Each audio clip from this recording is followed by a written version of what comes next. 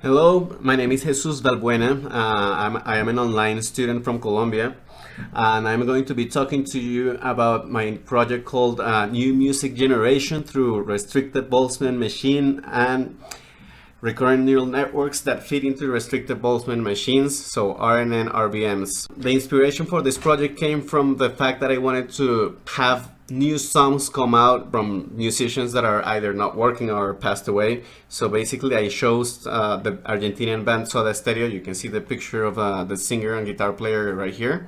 His name is Gustavo Cerati, who died a couple of years ago. And I figured that it would be very, very interesting to use this type of technology to bring his music back to life. So I'm going to talk to you first about the state of neural networks in the realm of art. And there are two projects that I found very interesting. The first one is called Magenta, and it's based on MIDI projects or MIDI files. And the second one is called WaveNet, and it's based on raw audio. And the difference between these two is that MIDI files are basically a digital model for audio, while audio is just the waves that you get directly, which are harder to treat. So Magenta projects are basically using recurrent neural networks and two LSTMs, so long short-term memory neural networks. The fact that they use MIDI files makes it a lot easier to treat. The WaveNet project, on the other side, uses convolutional neural networks, and it uses raw audio, like I said, as its input. And it can generate any kind of instrument or any kind of sound. If you're interested in more information about new implementations of this technology, I added a link right here. So I'm going to go on into the datasets that I used. So initially I thought about using the Soda Stereo datasets, which was very challenging because most of the MIDI files that I found online had drums and bass. And basically the state of this technology as of today is basically using one instrument in a polyphonic mode, which means that you're going to be using chords or groups of notes. So because of this, I decided to use two other datasets. So the first one is I called a pop music dataset, which contains 127 songs of very famous pop American music artists like Blink-182, Bruno Mars, Britney Spears, and Katy Perry. And the second one is from a composer, a French composer that I really like called Jan Tiersen. You might know him from the music from Amélie. And it was very easy to find piano music for this guy in MIDI versions, and it's basically polyphonic samples as well. If you're interested in listening to some Soda Stereo songs, I added a link right here that you can click on. When it comes to the methodology of the neural networks that I used, basically I used two of them. There are RBMs, which we saw in class, and these are neural networks with two layers.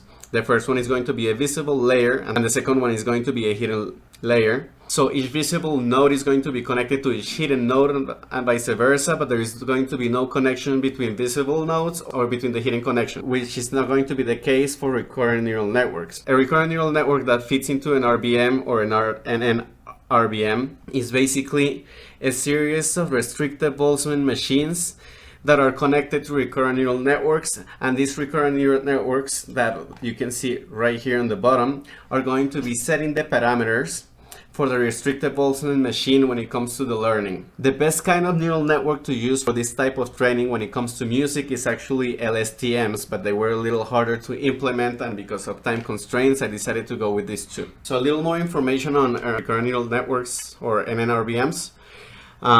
So all of the restricted Boltzmann machines are going to share the same weight matrices, and only the hidden and visible bias vectors are going to be determined by the outputs of the recurrent neural networks.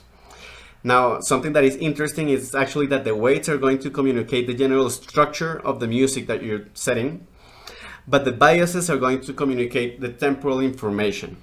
Now I'm going to show you the results and the input that went into this neural network, so you can see the type of output that you get. These neural networks ran for a couple of hours, so for about 200 to 300 epochs, and they ran on a GPU. So the first thing that I'm going to show you is the input music. So basically, when it comes to the pop data set, it was music like this.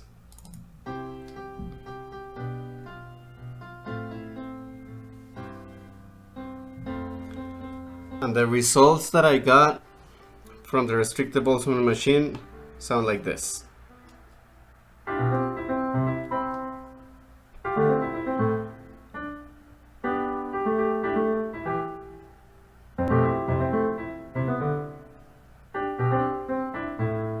So it does sound like music, but it seems to have a little trouble creating a structure for the song. Now, when it comes to Soda Stereo and Jan Tiersen, this is the type of input that went into it. And for Jan Tiersen, it was this.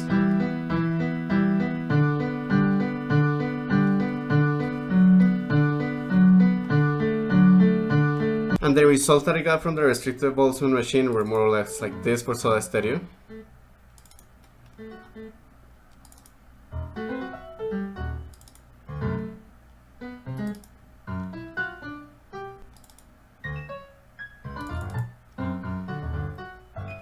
So not very close to the source, and for Jan Tiersen it was like this.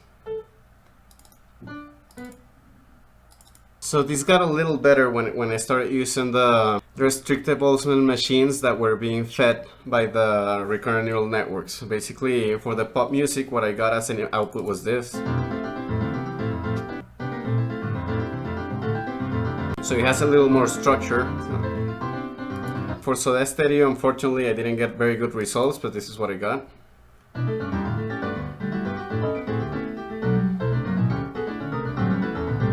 So this is very different from the source, actually.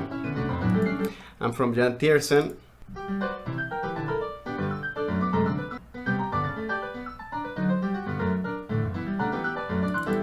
so these are the results, and I'm going to be doing more experimentation and having the neural networks run for a larger amount of time. And I'm very hopeful that this is going to give a lot better results. Thank you for watching.